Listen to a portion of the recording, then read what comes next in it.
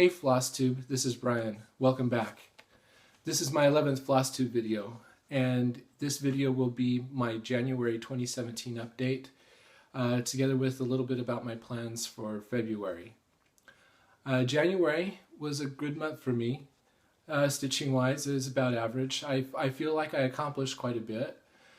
I talked before about how I reduced the number of whips that I'm working on, and that has really worked out well for me, and I'm going to talk about that a little bit later. It's been kind of a strange month down here, or a month that we're not used to. January is usually kind of springy for us, and we've had quite a bit of rain, and it's been on the cold side, cold for Arizona. Highs in the low 60s, low 50s. That's on the cold side. We're not used to that kind of weather. But finally the sun seems to have come out again, and it seems to be warming up a little bit. So I'm working from an outline today. I always end up, when I finish my videos, remember all the things I forgot to say. So I'm going to try to work from an outline and see how that goes. First of all, I had lots of comments on my last video, and I want to respond to several of them. And once again, thank you so much for all of your comments. Thank you for all your likes. I really appreciate every comment that I get, and I read every single one and try to respond back to you. In my last video, I asked for suggestions about patterns for crocheting or knitting a nativity, because my wife wants me to make something like that. And I got several suggestions. First of all, Shelley Sykes suggested a pattern that is in a knitting book called Jean Greenhouse Christmas Special. And this is the book right here. And I'm going to try to show you the nativity without showing you much of the pattern. So let's see here, because there's not a picture without a bunch of words on it. So this is what it looks like, and I really like that. Sorry for the glare. Let me see. I really like how it looks. I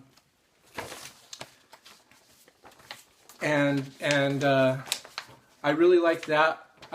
This book, I've never heard of Jean Greenhouse, and evidently she's really quite popular in the knitting world for knitting small toys and stuff. This book has lots of things that kind of tempt me to start knitting again. I really like the Santa and Mrs. Claus on the front. There's also a topsy-turvy Cinderella doll, which is one way it's Cinderella with in a raggy dress, and then you turn her upside down and fold her skirt back down, and it's Cinderella in a ball gown. It looks really pretty. That I might consider doing.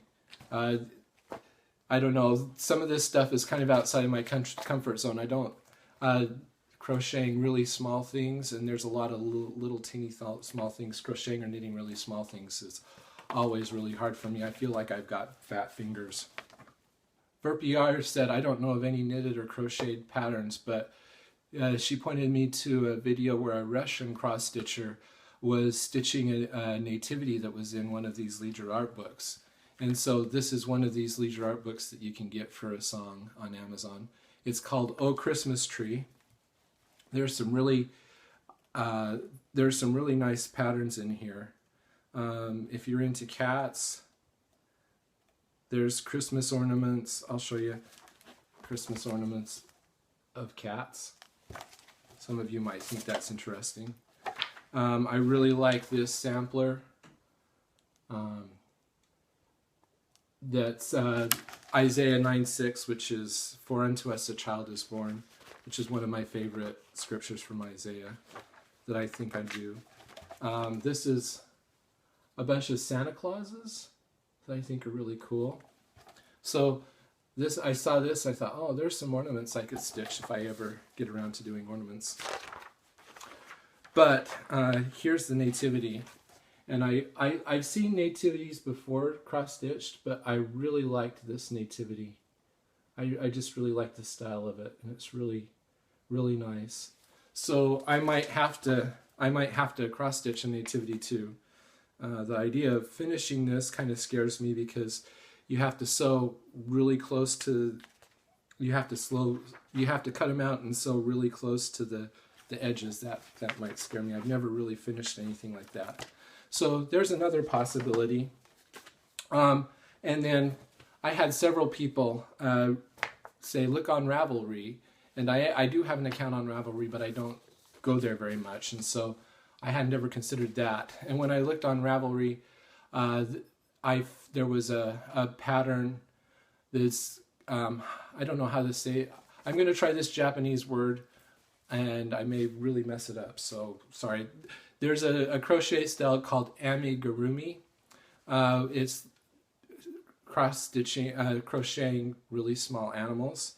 And there was a nativity, a pattern for a nativity that was in the amigurumi style. And when I showed this to my wife, this is the style that this is the one that she liked the best. It's kind of cutesy, and my wife really likes cutesy. And it kind of reminds me of the Fisher-Price Little People. So a couple of years ago, my wife bought a nativity that's made by Fisher-Price, the Little People, that she really likes, and this kind of reminds me of that. So I actually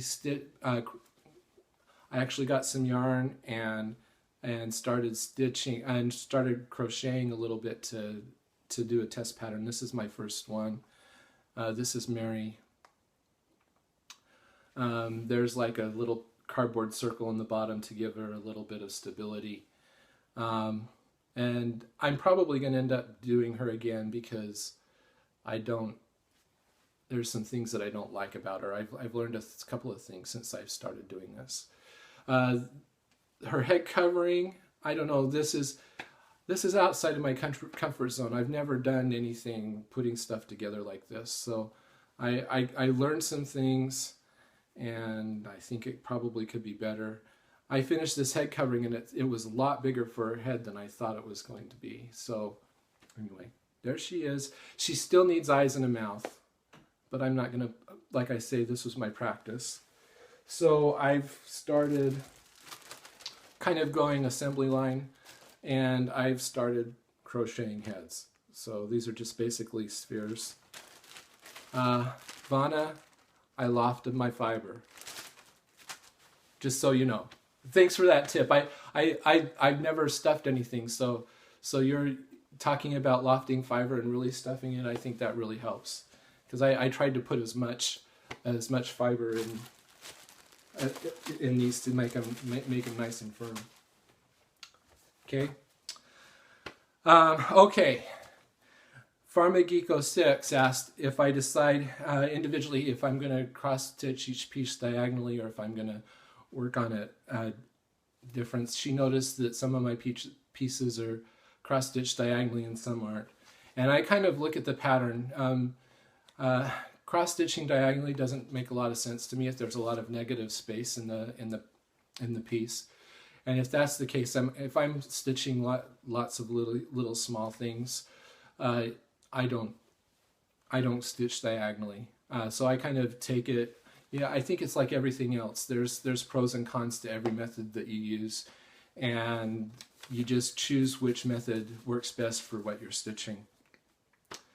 McKenna at Every Stitch Counts suggested that I do a video on all of my stash, and I'm thinking about that a little bit. I have a whole shelf in my closet filled with binders that have patterns in them. They're all in page protectors, and they're mostly from old magazines that I stole from my mom because she didn't want them anymore. And in order to, I was kind of a bad boy, and I tore up magazines and kept the patterns that I wanted to keep and got rid of and threw out all the rest just because I wanted to have enough space to keep all of my stuff, and I had a great big huge stack of patterns, and I wanted it to be nice and neat. So I have this many binders that are full of patterns. That's mostly what I have. I have a couple of boxes of fabric and floss, and I have so much stuff that I'm afraid I'd bore you silly. So I'm trying to come up with some kind of a I'm thinking about maybe some kind of a theme, and I'll show you some of the stuff I have on an ongoing basis. I don't know. Thank you to everybody who gave me compliments on that sweater. That was a lot of work it took me. I started it when we lived in Utah, and when we moved down here, it took me a long time to finish just because it was so hot. And I think it took me 2 or 3 years to finish. It's really not that complicated.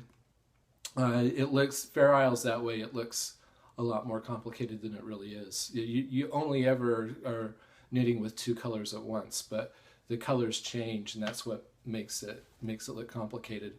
But that's probably the thing that I'm most proud of.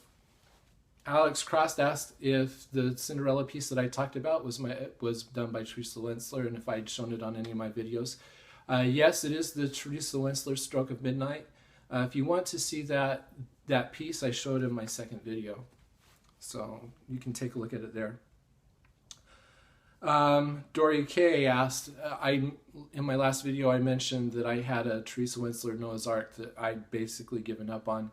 She asked if it was finished to any point where I could just kind of fudge it and call it finished.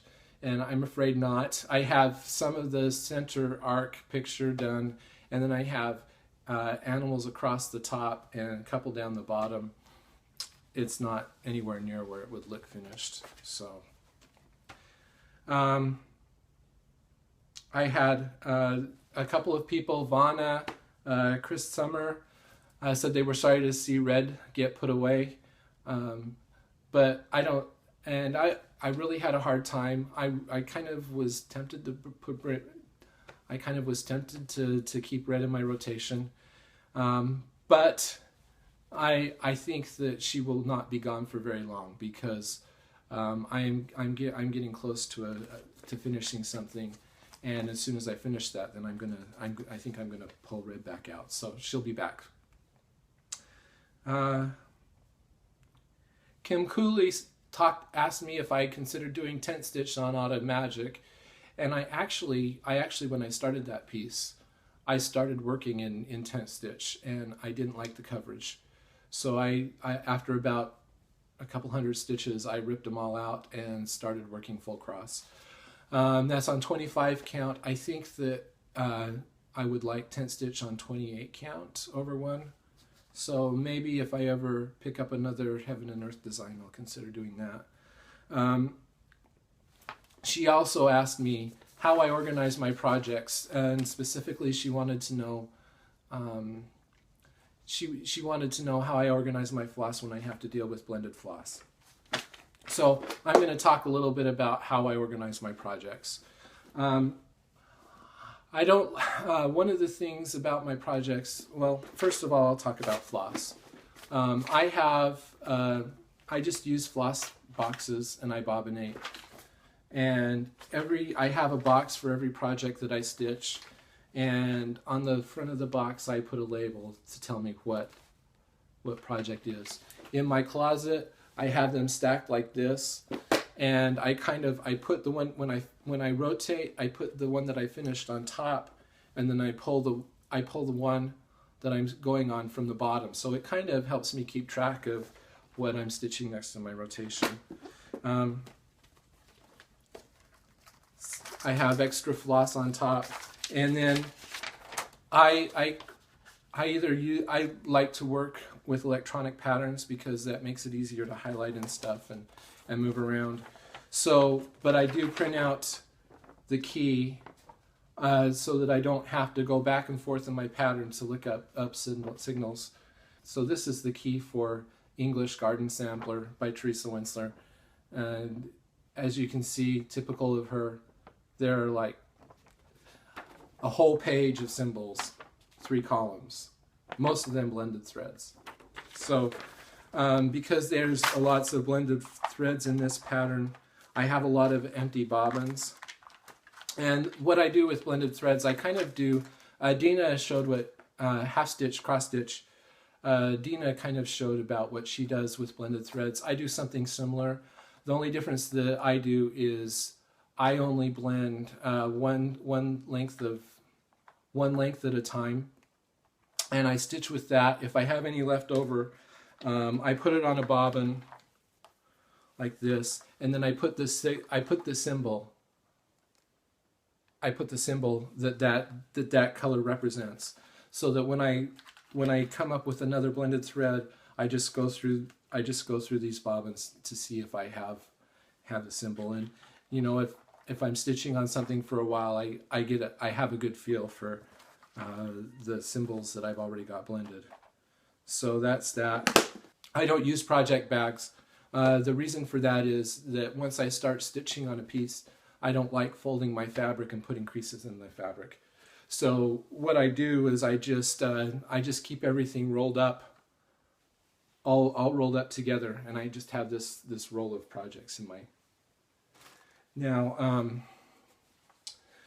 I've seen online a couple of places where there's project rolls. I would love to figure out how to make a project roll, because I think that'd go just right with the way I store my fabrics. But I haven't found anything like that. So if any of you know how to, if any of you know of a website or a tutorial or a video that talks about how to make project rolls, I'd love to hear about it. 1856 Brick House asked me if I'd ever considered entering projects in the state fair. Not really. I've kind of looked, and I'm not really excited about doing that. As part of my insecurity, I guess.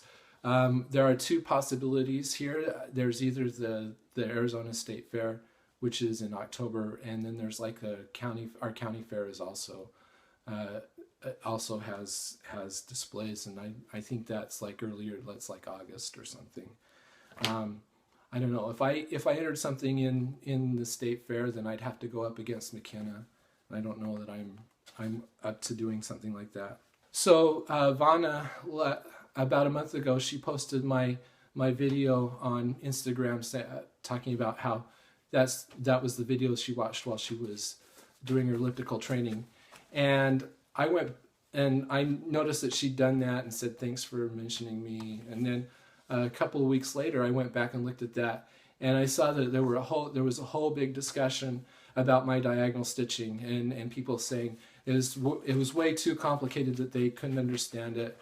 And because of the way that I say that I stitch with coming up in empty holes and going down, and if you want to do diagonal stitching, you don't have to do that. I mean, all you have to do really is map out a diagonal on your chart and stitch in that diagonal. I mean, the other stuff that I talk about, that's just what I do to kind of make things neat. But you can still stitch diagonally and map out a diagonal and stitch every color. You know, go one color at a time through and do that. You know, just if there's stuff that is a little bit complicated, adapt it to what you can do if you really want to stitch diagonally. And I also had somebody on Instagram, I don't remember who it was, who saw that I was stitching diagonally and said, do you ever have any trouble with diagonal lines showing up? And I don't. I've never done anything special to try to avoid that. Part of the reason why I went diagonally is because I figured that I wouldn't get lines, because you've got the transition between the 10 columns that you're stitching is on a diagonal, and I didn't think that would show up like it would as easily as it would if you were stitching horizontally or vertically. So I don't know, maybe there's something in the way you stitch when you go down and come back up. the borders between your columns that's causing problems. I don't know, it must be some kind of tension thing. Sorry, I don't have problems with that. So those are all the comments. Once again, thanks for your comments. Thanks for your likes. Feel free to ask me any questions or make any comments, and I'll respond to them in my next video. So now I'm going to do my graphs, and I've decided, kind of because of the season, that I'm going to call this the state of the stitch. So first of all, as I said, I had a good stitching day in January. Here's the trend. You'll see that the number of days that I stitched is really good, and the number of stitches that I put in is about average. Looks pretty good. I really enjoyed stitching this month, and bringing down the whips that I'm working on to 4 has really reduced my stress level a little bit, because I know that when I put up a piece, I'm going to be picking it up in 2 or 3 weeks, and so that's really nice. It feels like it's helped me. So here's the number of the projects that I worked on by day. You'll see that Autumn Magic is the top. I'm trying to give extra emphasis on that project just to try to get to the point where I can finish it sometime. But everything else is looking pretty good. So this is the number of stitches that I put in each project, and surprisingly it's pretty flat this time.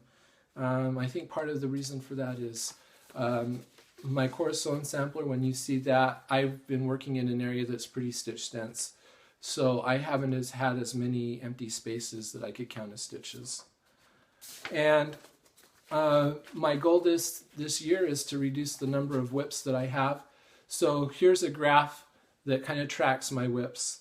You'll see the blue lines are starts that I've had over the last year, the orange lines are finishes, and then the trend line's the total number of whips that I have. So a blue bar will push the line up, and a red and an orange bar will pull it down. You'll see that I kind of went crazy last year and had a bunch of starts, and the number of whips that I have has really increased. My goal is to get this down to 4, which means right now I'm at 9. So my goal is to get 5 finishes this year. And I kind of think that that's possible, just because of the state that some of my projects are in. Okay, so now let's go through what I've been able to accomplish. The first thing that I worked on since you last saw me is Autumn Magic. And once again, this is a house in an autumn setting. It's charted by Heaven and Earth Designs, and it's a painting by Randal Spangler. I really love this piece. Oh, I really love the picture. I am stitching it 1/1 full cross on 25 count Lugana, and I'll insert a picture of what it looked like when the last time you saw it. And so this was you actually saw it. I just barely started working on this piece the last time you saw it, and so this is what it looked like before I started it this month. And I had hoped to be able to finish this page up here, but this is what it looks like now. So I had hoped to finish this page, but I knew it was going to be a stretch, but I came really close. So I'm going to zoom up on this page that I've been stitching. You'll see this is the roof over the porch, and this purplish area right here, that's actually the beginning of the house. So I've actually started to see the house. And when I started to see the house, when I started to see this roof, I mean, my opinion of this piece completely changed. I think that's been my problem, is I've been stitching on a bunch of stuff that hasn't really taken shape, but starting to see this house take shape, this really makes me want to work on this. So the next time I work on this, I'm hoping to finish this page and start working on this page down here. I'll be glad to get this finished because then this underneath this arch is going to make a little bit more sense. You might also notice that my fabric's kind of wrinkly, and that's because this had to take a bath. And what happened is, as I was finishing working on this piece, I looked down on my scroll bar and my fabric was all dirty. And I was like, oh no, how did that happen? It was on the back, so I was like, at least it's not on the front. And I thought, oh, that's from the oil from my hands, but I've never seen that before, and I'm always careful to wash my hands. And then I got thinking a little bit more, and I realized that there was one day when I had cleaned out a shed that we have, and I was all dusty, and I stitched still being dusty, and that all of that dust must have rubbed off on my project.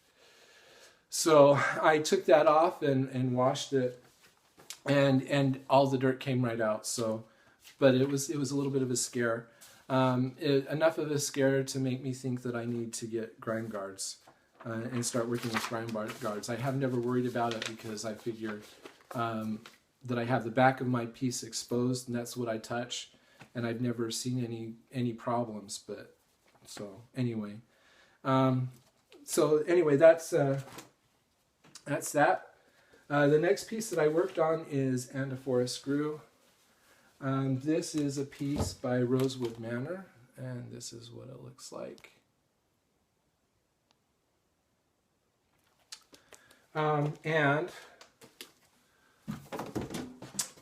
I'm stitching this on 32 count antique white Lugana,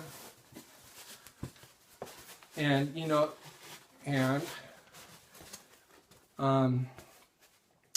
I'll insert a picture of what it looked like last time. So the last time I worked on this, I finished the third page up to the big tree, and I decided that I was going to go up and work on the other pages going across to get to the tree, and then I'd stitch the tree. So this is where I got what I was able to accomplish. This is the first page. So I finished the page borders like right in here. This is what it looks like all together so far. And the tree comes up like this. So I'm getting, I think I'm going to start hitting the tree over here. So I think my new favorite tree is either this tree or this tree. This tree was fun. It's kind of strange. I don't know why you'd have flowers in the middle of a tree like that. And I really like this tree. This owl's kind of freaky. I don't know that I like this owl too much. But the cardinals, I really like the cardinals. There's lots of colors in there. I think Stephanie kind of complained about them at one time. But they turned out really fun. So the next time I work on this, my goal would be to finish all this. And then I think I'm going to start working on the tree. I am going to stitch the verse that's in the tree as it's charted. That's Genesis chapter 2 verse 9, if you didn't know, from the Bible. And that verse kind of alludes to some things that I really, it alludes to a lot of things that have to do with my religious beliefs. And so I find it quite meaningful, and so I'm gonna stitch that verse. The next piece that I worked on is Verandas of South Battery. Of course, this is a design by graphs by Barbara and Cheryl.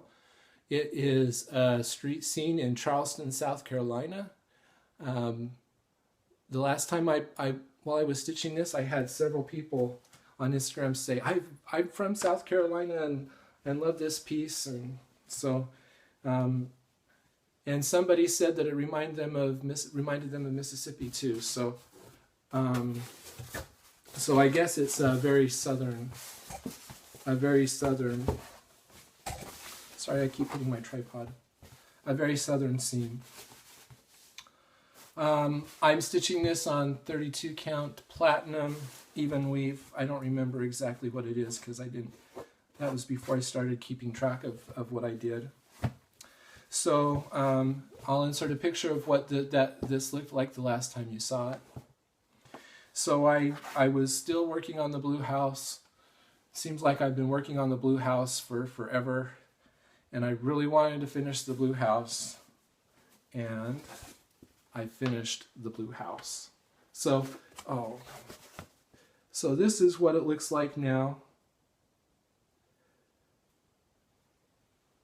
The blue house is all finished, which I'm so happy about that. It seems like I've been working on that house forever, so it's kind of nice. And you'll see I'm about halfway through the yellow house, and I've started the last house. That corner down there is the corner of the last house.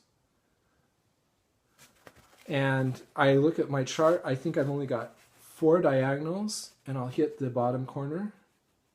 So I think the next time I am so close to finishing this. I'm about ready to hit the bottom corner, and then it'll just be finishing up the piece up to here.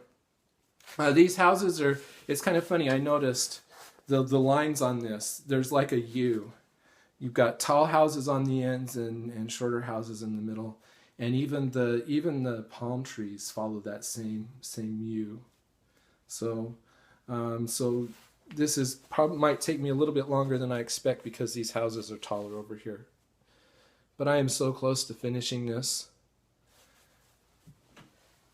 I'm excited to get it finished. I don't know how long it's going to take me to backstitch. The last Barbara and Cheryl piece, I thought I would be backstitching for a long time, and it only took me 2 or 3 nights to backstitch. But this one, I've got to put in railings for all of the verandas, and then there's wrought iron fences that go all along the bottom. So there's a lot of backstitching, so it may take me a while to do. But I'm excited about that. And then the final piece that I've worked on last month, and I've been working on it since the beginning of the month, is my Corazon Sampler. This is a design by CloRaMi Designs. That's a designer in Belgium. She has all of her designs are read like this. They're all like French alphabet type stuff. And I'm stitching this on 36 count antique white Edinburgh linen. I'm stitching it with DMC 815, which is a nice deep red color.